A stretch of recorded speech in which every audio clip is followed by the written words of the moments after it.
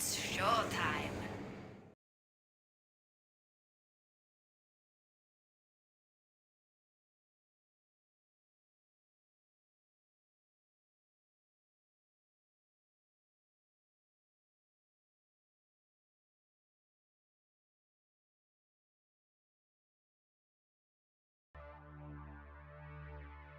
Hello everyone and welcome to today's STPL. My name is Kix, joining me is Rapid, and you are going to join us on a magical journey through the lands of Brood War. Yeah, I mean, I guess for your tournaments, the magical journey through those lands is a little bit different, because they're lands like Flight Dreamliner, like Crystallis. Actually, no, that's only Rowda's Weird Map tournament. But yeah, it's some new maps that we all have to get to know and love. And every once in a while, they pick up one of your maps and they put it in a pro tournament. So I like to think that you are a forward thinker in that regard, kid. They also put it in ladder as well. Benzene coming at you. Yeah, they did, didn't they? And like they saw that in that STPL tournament. They're like, you know what? You put this on ladder. They did the same thing with Aztec. I'm not even joking. Like, I put Aztec in round 2, then 2 weeks later, ladder, Aztec, and I'm like, well, I'm a trendsetter. Like, I don't know. I see it here. Goes, makes sense. Yeah, it's just that's the way it works, you know. But we're going to be going in some really cool matches today. First of all, we're going to have SouL versus bwL. And then we're going to have good old-fashioned Foreign Brood War versus Media. Now, I've had a little bit of a spoiler as such, but everyone is saying Faust game in that series is going to be very interesting. So, I mean, as long as he doesn't build an extract. Wait, what did he build? An Evo chamber first. Yeah. I'm hoping, you know, that my hopes are not dashed upon the craggy rocks of it being a good game. But I'm looking forward to that. Watching Media play, of course, is always great. A lot of old school players there, and you know, SouL, super good roster. But I'm always confused because sometimes it's like, no, we're only using Peruvian players. So I'm like, okay, well, I mean, I guess that's cool, right? But then every once in a while, it's just like all Korean players, and you got, you know, guys like Scan killing everybody. So I don't know what to expect because there's a lot of volatility, and there's always the chance that nobody shows up for Media and we just get a full walkover. But I hope that we get some good games tonight. Yeah, it should be pretty cool nonetheless. I know we've got a full set of games, I believe, from FEW Media saying that I've not actually looked, so okay. Not really sure about that, but there was one walkover in the SouL versus bwL game, so we can't obviously show that, but that's going to be replacing Game 4 in the thing. I'm just quickly adding all the matches to Team Liquid. So, how was your day? God damn it, Kix, you had one job. Okay, I went. So last night I slept about 20 hours. I do this like once a year. It's my hibernation phase. Don't worry, I put on a nice layer of like hibernation fat ahead of time, and then I slept it all off. Oh, it was magical. And then I woke up just in time to walk the 2 feet outside of my house to the KSL studio. It's like right across the street. So sick. Nice. Watched a little bit of KSL. It was fantastic. You guys should go watch those games. Kix didn't know the games were on YouTube, so if you only watch them on YouTube, they're put on YouTube right after the games are done being broadcast on the StarCraft Esports YouTube. So go watch them there. That was super sick. I think I woke up in time for a little bit of... Let's see, was there another Brood War tournament on at the same time? I don't know, but I watched that, and then I went out with Tasteless and Artosis, some of our other friends out here, and then I came back to my house, and I played a little bit, and then Kix called me on Skype, and I was like, oh yeah, there's STPL on tonight. And so now here we are. So that was my night. Yeah, so that cool story, and also I'm glad you've slept off all your hibernation fat. You may not fit on the screen, but it's all good. We've got a little camera there. Yeah. You have your flag in the background. People may not be able to see the flag. I'll just borrow that shirt that Tasteless wears for KSL, and I'm sure that'll fit. It'll fit perfect. I only saw the very end of the cast because I caught it at the end of lunch and it was still going on. And I just tuned in and Tasteless is talking about a shirt and I'm like, what? What have I tuned into? But I must have missed the end. But still, the games between Killer and Mine that I've seen so far have been pretty good. So tune in and watch those. Obviously ASL's back. Is it tomorrow? Yeah. Wow. No, so ASLs are, it's weird because the finals are actually coming up super fast. The finals are next weekend, by the way. Oh my god. So, What? Really? yeah, so, Already? yeah, so because we already had the two semifinals. Oh So if you haven't yeah. watched those, obviously go watch the semifinals. Semifinal games were actually, okay, one of the semifinals games was actually good. The other one was, anyway, I'm not going to spoil anything in case you haven't seen those, but the finals are next weekend. So go watch those. Make sure to tune into that. And then there's KSL next week on Thursday and Friday. And that's the only Korean StarCraft 1 action there is. There's actually a brand new Korean StarCraft 2 tournament that just started up with a Free Kit TV, so they're doing that as well. And other than that, yeah, everything's kind of on hold for BlizzCon, except for KSL.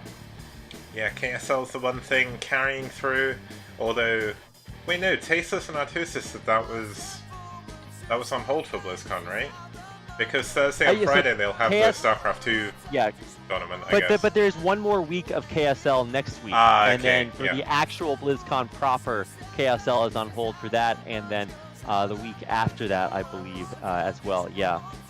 Yep, but... Actually, no, it's on the week after that. So it's actually only on hold for 1 week, I believe. Yeah, it's all a bit confusing. Obviously, the BlizzCon week does a lot weird with esports, especially when Blizzard are involved, so... For sure. I mean, heading into the STPL, of course, we're going to have STPL this week, next week, and everything, so it's all good. Foreign Brood War, not on hold for then, as far as I'm aware, but Set 1 today, going to be on Icarus. Set 2, Athena 2. Set 3, Katrina SE. Set 4, Sin Peaks of Big Do, and the ace match, if we get there, is going to be on Neo Ground Zero. And the first matchup, well actually, let's have a quick look at the rankings for Group A. No, we're going to be doing the Group B first, because Group A that gives a chance the Americans to get back for Media and FBW, but we're going to have bwL versus SouL. SouL Gaming currently second in Group B, just behind NetWars, but they need to win another game, and they need to win a perfect 4-0 if they want to tie up the scores with them. And bwL, their scores have finally been fixed. They are 1 for 1, 3 for 5, so just behind Red, a little bit further behind IRK, but if they can win all 4 games here today, they will find themselves closing up close behind IRK, who have also played their 3rd game. So lots still to come, but today we're going to be having a look at SouL and bwL. Oh boy. And this is really, truly, in all reality, the appetizer for FBW versus Media coming up next, of course. But, you know, SouL is one of the very strongest teams in STPL. They came so close to making it to the finals last round.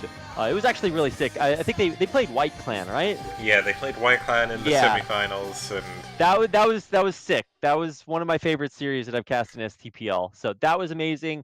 bwL, I can never keep up with these guys because bwL and FBW and a few of the other teams out there, I always get kind of mixed up because they change themselves around a little bit. So I'm never sure what to expect, but I do expect SouL to maybe come in with a slight edge. Yeah, now, if we have a quick look at the matchups we're going to be seeing today, so we're going to start with a ZVP between Ty2 and Mellow. Ty2, of course, moving from FBW over to SouL quite recently for the beginning of round 3. Then we're going to have bwL, the school championship winner, against Kingdom on Athena 2. That's going to be a TVP. A TVP again with Scan and Castle. Castle, of course, was on Ash for a little bit, then he made IM, then IM dropped out the league in round 2 before it began, and now he's on bwL. So Castle's been around a few teams himself. Scan has been on SouL since its inception, so he's quite well versed in their sort of ways and everything. But the final game was a walkover, but I'm not going to reveal the results of that until we get to it, just in case we go into an ace match, or if it's like a win and then we go 2-0 up, it'll kind of kill the hype. But either way, should be a cool set of matches. Now, just have a quick look at the first set of players. We're going to have Ty2, who did win his first game for SouL this round, so he actually beat bwL with a Ling All-In, which was not really the sort of game I was expecting. But he got the win. Are you trying to say that if you see the scoreline Ty2 1-0 bwL, you're surprised, Kicks? No, Is that it's what you're trying to just say? Are you casting it's shade on our boy? it's the way the way he won. I just didn't expect the World to lose to like a Lingwolin that early. Like he just died immediately. There was nothing he could have done. Nice save there, Kicks. I'll accept it. But his opponent gonna be Jiraiya or Jira for bwL. He hasn't actually played in the STPL so far, so I don't really have too much of an idea how he's gonna do. But he is going to be up against a strong Zerg player here in this CBC. Now, have I actually just put completely the wrong players in? Yeah, Mellow. Okay, Mellow switched out for him. So yeah, with the power of technology, give me 1 second. No worries. Yes. Wait. So Mellow is playing instead of Jiraiya. Yeah, and I believe he's actually going to be playing Protoss. So. Wait, I thought they had to play the same race. They do unless the other captain agrees, so I put that rule in there because obviously some teams, like especially in round 1 especially, which is why I put the rule in, like if you think about it, in round 1 it was mostly PvP because no teams had any Zergs or Terrans, so like the one Zerg, if they stepped out, they could not play, and it was just sad. Yeah, I like that. I was actually really excited to get to see Jiraiya play, but then I was like, wait a second, hasn't this guy actually played in STPL? But yeah, Mellow, I have never seen this guy play before, so I'm a little bit less familiar. Yeah, Jiraiya played in one of the show matches, I think, but they're kind of a blur to me now. We've casted so many games already. It's been, if you think about it, there's been 8 series so far in round 3, and 4 series of week 3, so 12 overall, and that's a maximum of 5 games each, so it's been nearly 60 games overall. I know it's not quite reached 60, but we've been pretty close. Wow. But in this CVP, what am I doing with my life? Or CVC, we're going to be heading into Icarus for our first game. Very standard 4-player map. I do have the replay hosted as well, so if you want to join, we can get going with that, but are you trying to say that I've committed the cardinal sin of not joining your replay by the time that I needed to, Kicks? Possibly. I mean, obviously, the viewers can't tell, so it's all good. Like we can just pretend that we're already. I'm breaking the fourth wall here. You are. Okay, so... yeah, I'm so on point here. I just know exactly what to do, and there we go. All right, I'm in. Now, one thing I will say is if this is a ZVP, ZVP so far in the STPL in this map has been pretty one-sided. Zergs won 4 very one-sided over 0, so going to be kind of interesting to see if Mellow can do anything. Now, Ty2, otherwise known as the Cheese Prince, Michael being the Cheese King of North American Zerg players, but it is actually going to be a ZVP. Live near Bel Air too? I like to think that he lives in a mansion in Bel Air. We get to call him the Cheese Prince of Bel Air. Then we could sing that song, but instead of like with a Will Smith accent, you have to say it with like sing it with like Ty2's voice, and that just makes everything better. So you've really created this beautiful picture in my head with that phrase, Kicks. So thank you very much for that. Yeah, and Ty2 isn't shooting b-ball; he is Lingwollining. So. Let's you don't think our boy Ty2 likes to shoot some b-ball, Kicks? I think that's probably his second favorite hobby after Brood War.